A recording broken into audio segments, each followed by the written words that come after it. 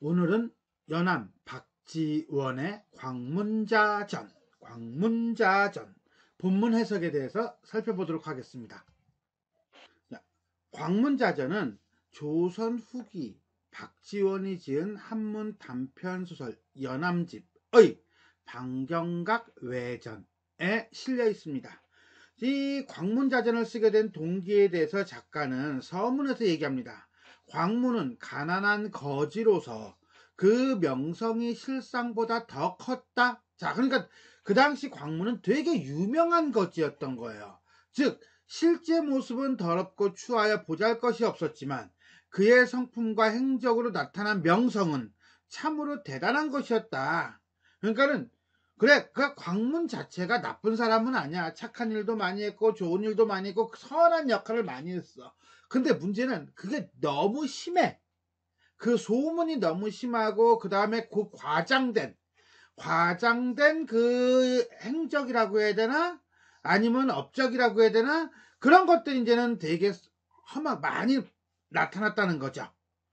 자, 그러고 난 다음에 그리고 그는 원래 세상에서 명성 얻기를 좋아하지도 않았다. 솔직히 말하면 그런데 그의 명성, 광문의 명성에 기대어 광문을 사칭하거나 광문의 형이니 동생이니 하면서 자기 이익을 찾아서 막 헤매는 사람들, 자기 이익을 추구하던 사람들이 있었다는 거예요. 사실은 광문하고 아무런 상관이 없는데 광문의 이름을 들먹이면서 사기를 친 거죠.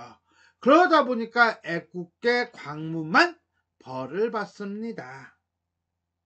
여기까지. 그러니까 광문이 잘못한 것도 아님에도 불구하고 실상보다 명성이 더 대단해서 형벌을 면하지 못하는 이런 상황까지 오게 됩니다. 그러니까 얼마나 억울하겠어.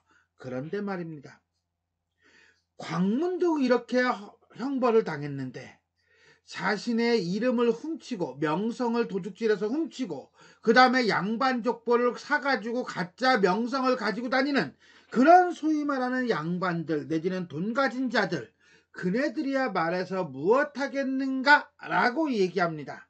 즉 결국 박지원이 비판하고자 하는 것은 이 뒤에 있는 거죠. 도둑질로 명성을 훔치고 돈으로 산 가짜 명성을 가지고 거들먹거리는 사람들, 그네들이 바로 비판의 대상이다. 즉 당시 양반을 사고 판 어지러운 세태를 꾸짖고 있다.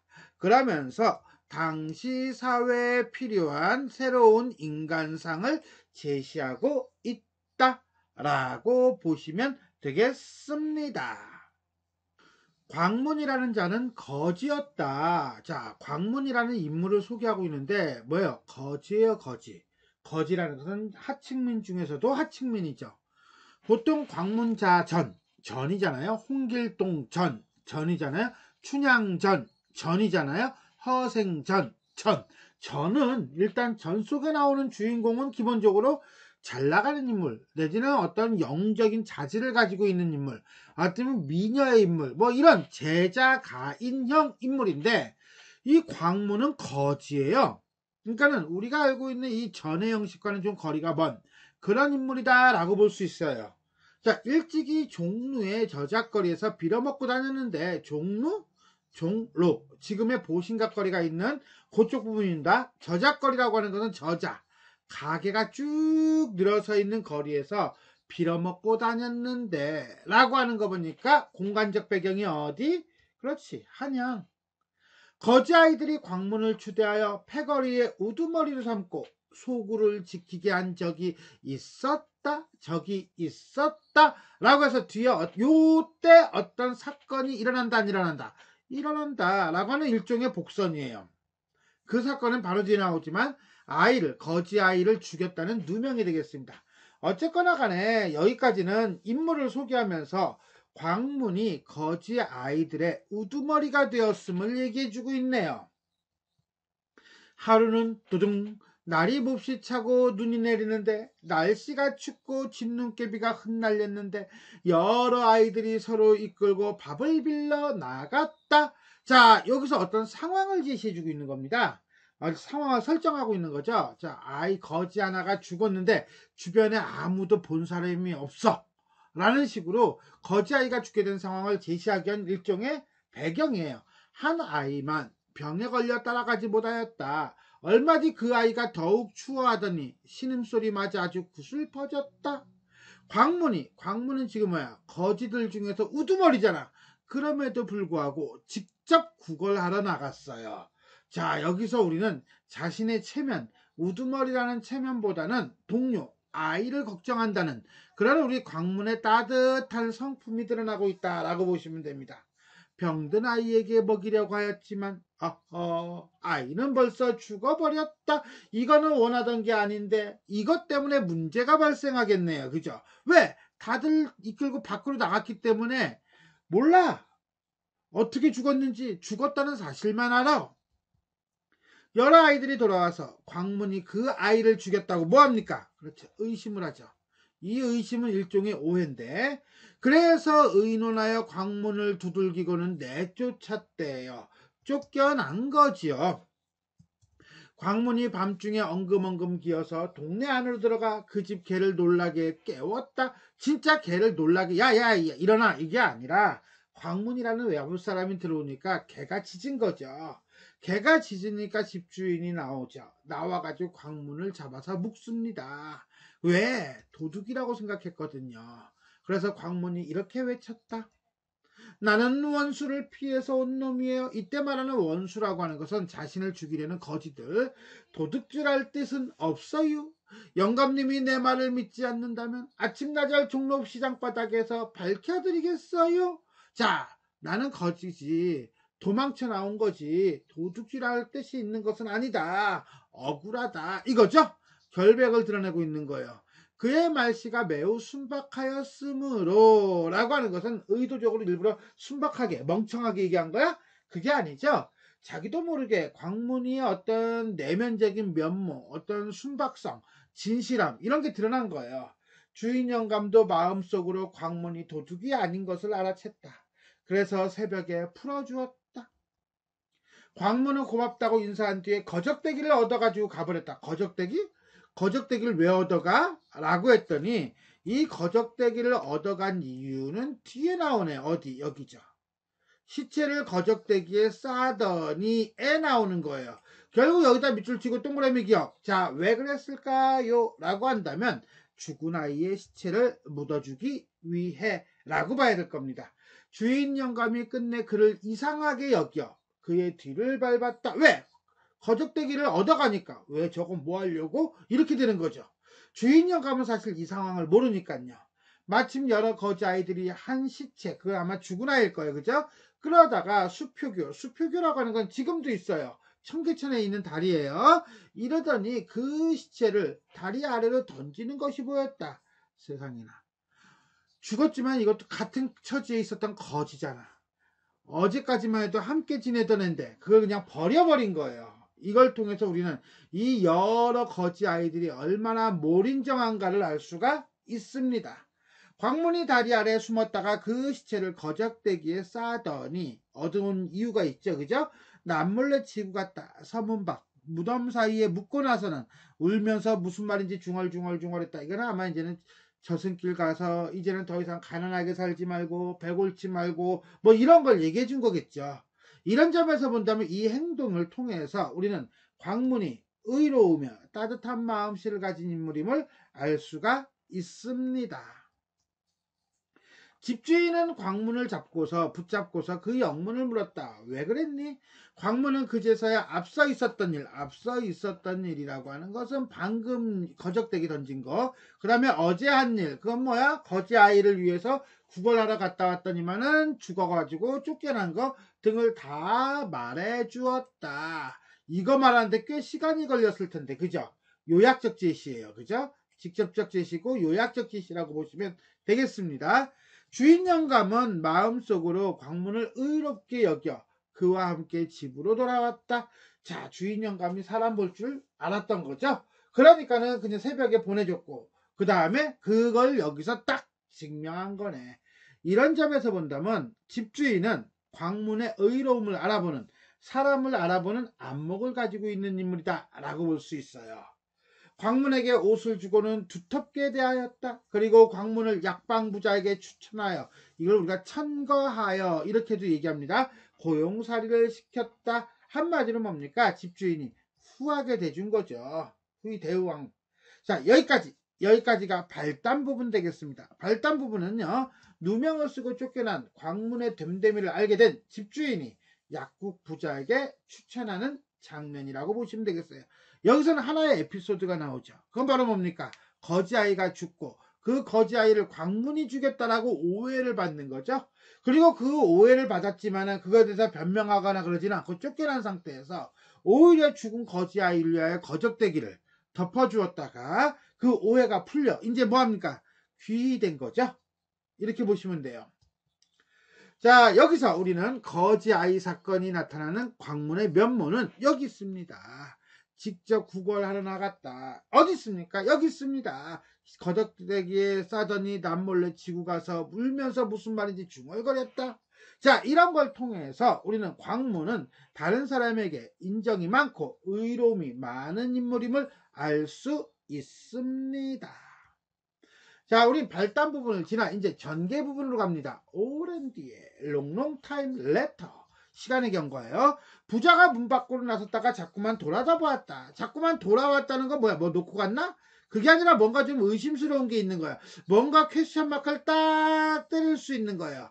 다시 방 안에 들어와 자물쇠를 살펴보고는 뭐야 이거? 자물쇠를 살펴본다는 건 뭐야? 의심한다는 거죠. 누구를, 광문을, 왜? 뭔가 찜찜한 게 있나 봐. 거지라서? 암튼 간에 그의 얼굴빛은 잠옷 불쾌한 듯 하였다. 깜짝 놀라더니 광문을 물끄러미 바라보았다. 자, 이 깜짝 놀랐다는 거, 요거는요, 왜 그럴까요? 라고 한다면 이거는 한참 뒤에 나와요. 뭐냐면 돈이 없어진 거거든요. 요건 한참 뒤에 나오니까 조금 일단 여기까지만 합시다. 어쨌거나 그쨌거나 간에 이 약방 부자는 기본적으로 광문을 믿지 못하고 있어요. 왜? 두 가지겠죠. 첫 번째, 광문이 거지잖아. 두 번째, 돈이 없어졌잖아. 돈이 없어진 것을 광문이라고 생각을 한 거예요. 이런 점에서 본다면 일정 정도 선입견이 있다 없다. 있다라고 보는 거죠. 하지만 그렇다고 네가 훔쳤지 라고 얘기하지는 않는 듯해요. 무엇인가 말하려 하다가 이때 무엇이라는 건 돈이 없어졌어 이거겠죠.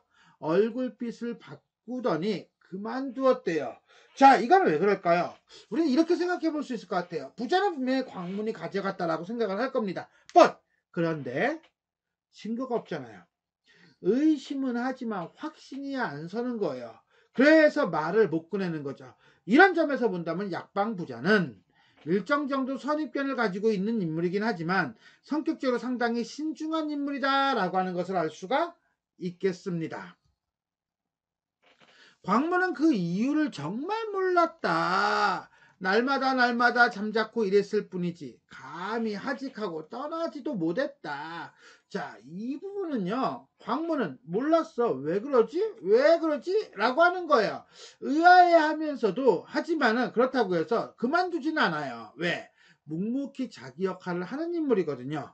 이런 점에서 본다면 성급하거나 또는 무례하게 행동하거나 그러지 않는 그런 성품을 가지고 있다라고 보시면 될 거예요. 자, 여기까지. 광문이 약국 부자에게 의심을 받고 있습니다. 며칠이 지나자 부자의 처조카가 돈을 가지고 와서 부자에게 돌려주며 말했다. 지난번 제가 아저씨께 돈을 꾸려왔더니 마침 아저씨가 계시지 않았어요. 그래서 제가 스스로 방에 들어가 돈을 가지고 갔죠. 이거 도둑이지. 결국 돈이 없어진 게 누구 때문이야? 얘 때문이네. 얘 때문. 아마 아저씨께서는 모르고 계셨겠지요. 결국은 광문이 약방 부자에게 오해를 받은 거죠. 그리고 그 오해가 이 장면을 통해서 해소가 되는 거예요. 광문이 뭘 한 거는 없어. 그죠? 아까 거지아이들의 부분도 지금 그 오해를 통해서 사건이 일어났다면 이것도 역시 오해를 통해서 사건이 일어나고 그러면서 광문의 진면모가 드러나는 거죠. 그제야 부자는 광문에게 매우 부끄러워하며 사과를 하였다. 자, 이 부분도 상당히 중요한 장면이에요. 왜 그러냐면 여기서 우리는 이 부자라는 사람을 알 수가 있습니다. 광문은 거지잖아요. 그리고 지금은 뭐예요? 자기 밑에서 일하는 점원이에요. 그런데 그러한 광문에게 이 약방 부자는 사과를 한다는 거예요. 물론 의심을 했기 때문에 사과를 하기는 해야겠죠. 그러나 이걸 통해서 우리는 부자의 인품도 상당히 좋다라는 것을 알 수가 있을 겁니다. 나는 소인이야. 왜 광문을 의심했거든. 일 때문에 점잖은 사람 광문의 마음을 상하게 하였네 그려.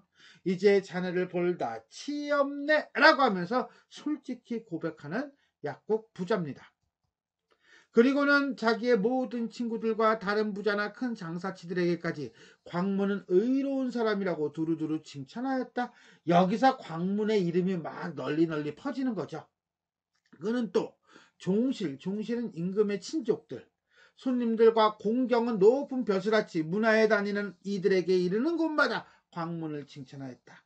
그래서 공경의 문화에 다니는 이들과 종실의 손님들이 모두 광문을 이야기거리 삼아 밤마다 그들의 베갯머리에서 들려주었다라고 하는 것은 광문에 대한 이야기가 사람들 입에 막 오르내리는 거죠. 이렇게 사람들 입에 오르내리는 걸 우리는 뭐라고 한다? 회자되다 라고 합니다. 그리하여 몇 달 사이에 사대부들이 광문의 이름을 모두 옛날 훌륭한 사람의 이름처럼 알게 되었다. 자, 사실 그 정도까지는 아닌데 그런 점에서 본다면 약간 과장되게 퍼진 거예요.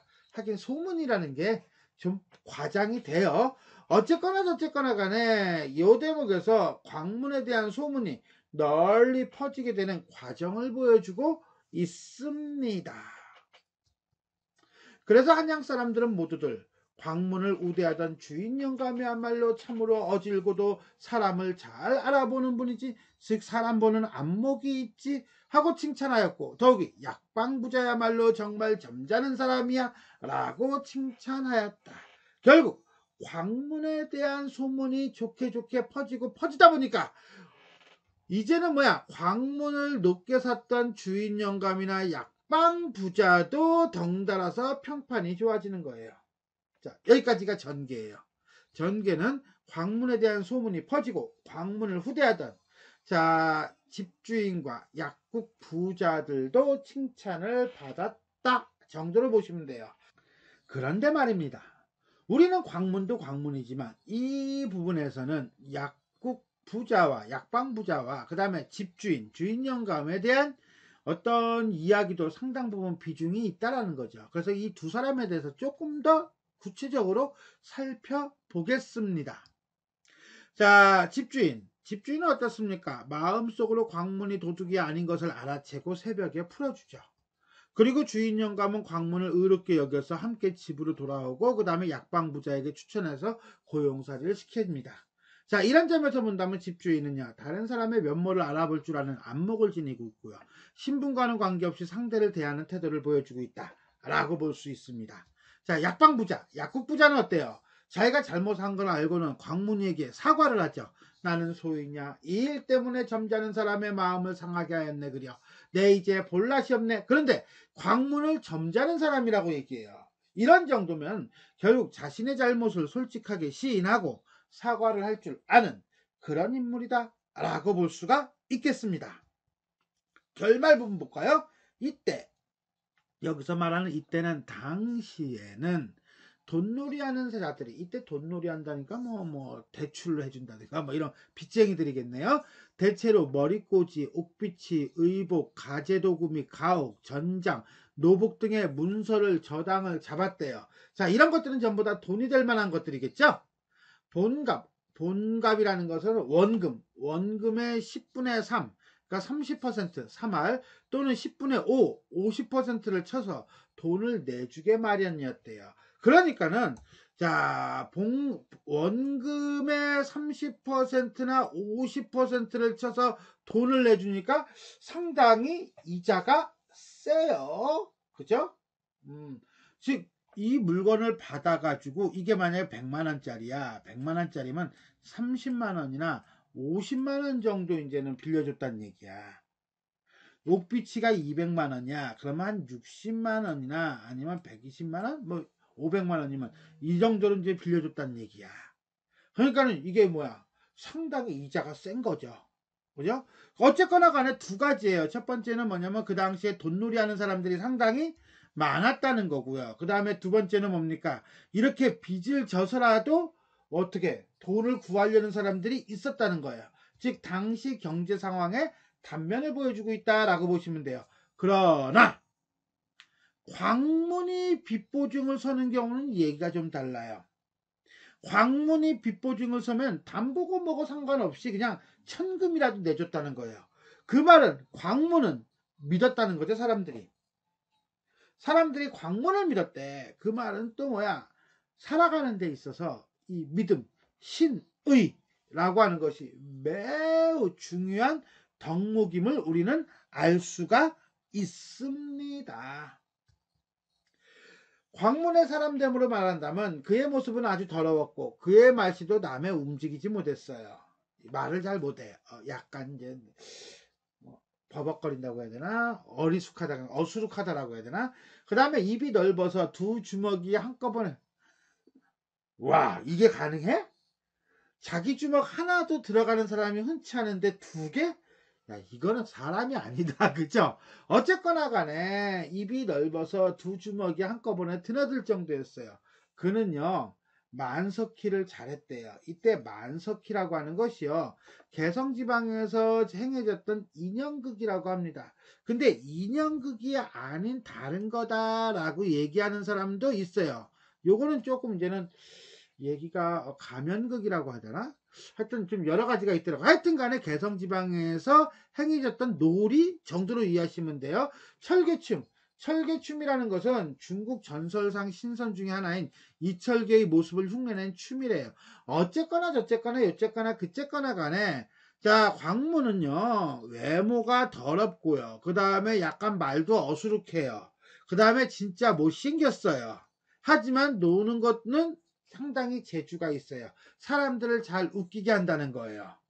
그죠? 그러니까 나름대로 인기가 있었다는 얘기겠죠, 뭐.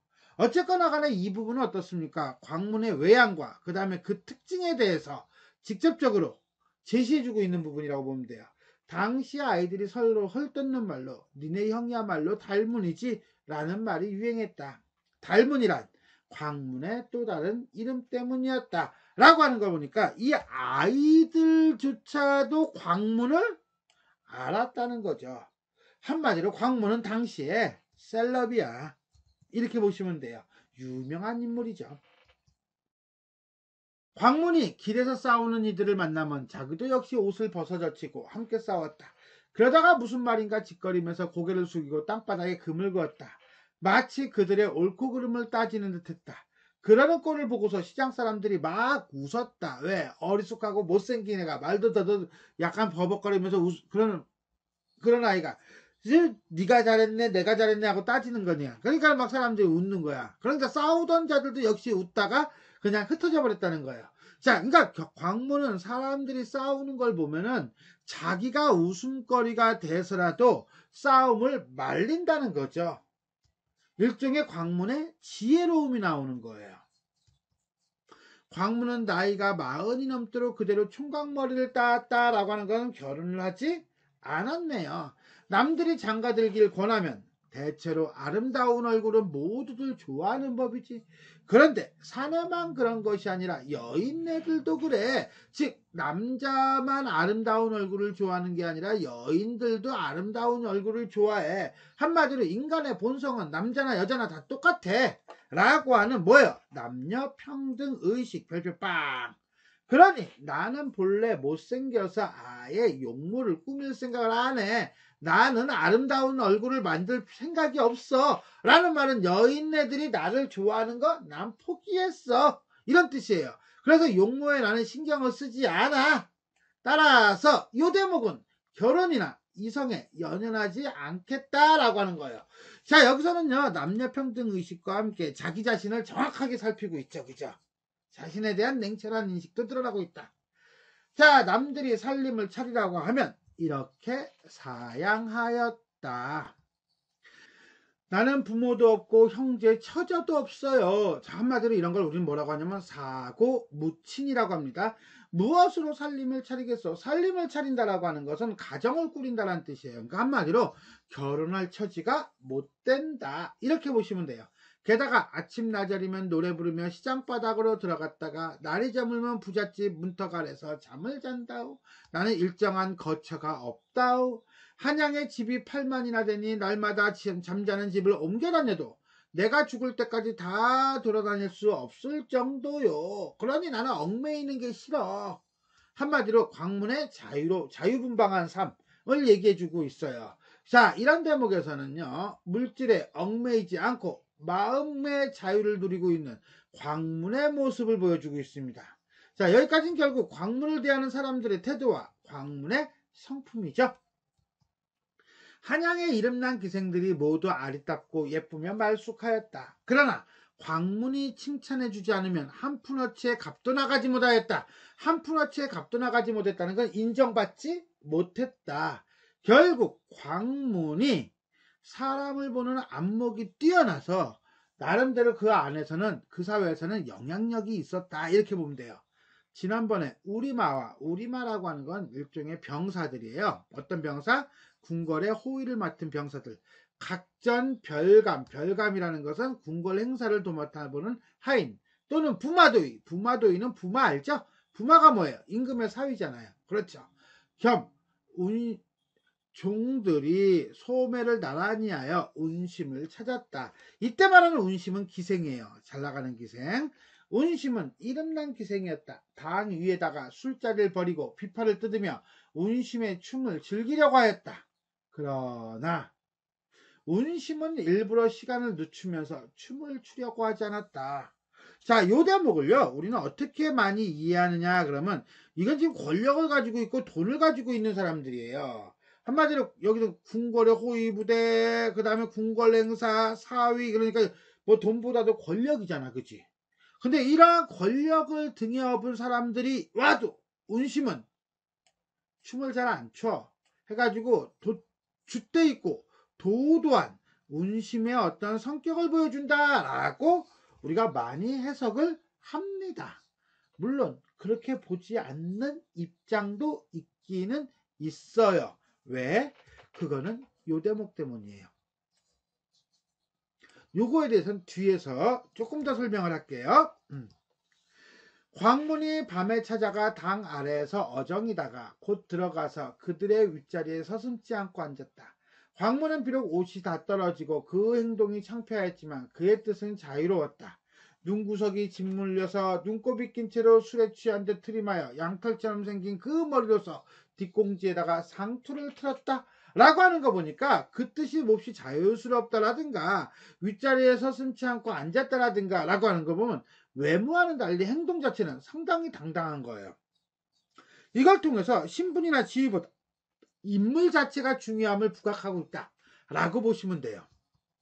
어쨌거나 간에 자리에 앉았던 사람들은 모두 깜짝 놀랐다. 그리고 광문을 몰아내려고 하였다. 사람을 외모만 가지고 판단하는 거죠.